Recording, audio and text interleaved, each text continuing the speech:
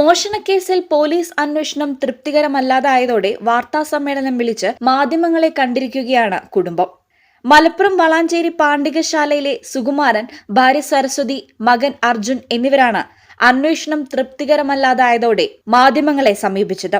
ഞാൻ പറയുന്നത് ഈ ഓരോ കാര്യങ്ങളിലും ശക്തമായ ഒരു നടപടി എടുക്കണം.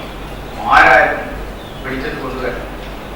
ഇതിനുവേണ്ടി ഞാൻ പിന്നീട് 1-2 മാസം കഴിഞ്ഞ ശേഷം ഞാൻ പോലീസ് സ്റ്റേഷനിൽ ഞാൻ ഈ പരാതി അന്വേഷണത്തിന് വേണ്ടി ഞാൻ എൻ്റെ ഭാര്യ പോയി കഴിഞ്ഞതിന് ശേഷം സാറിനെ പറഞ്ഞു യാതൊരു പുരോഗതി ഉണ്ടായിരിക്കുക, അന്വേഷണം നടന്നുണ്ടായിരിക്കുക പറഞ്ഞു.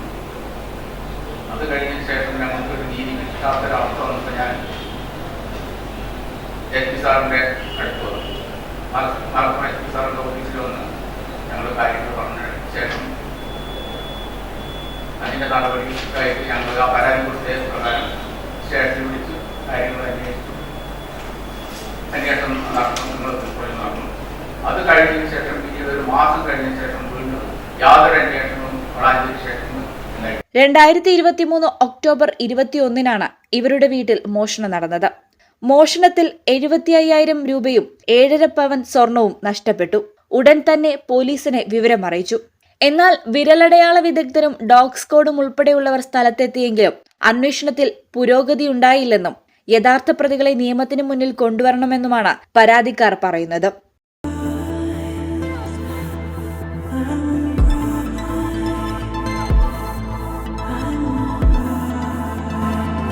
Happy moments, timeless creations.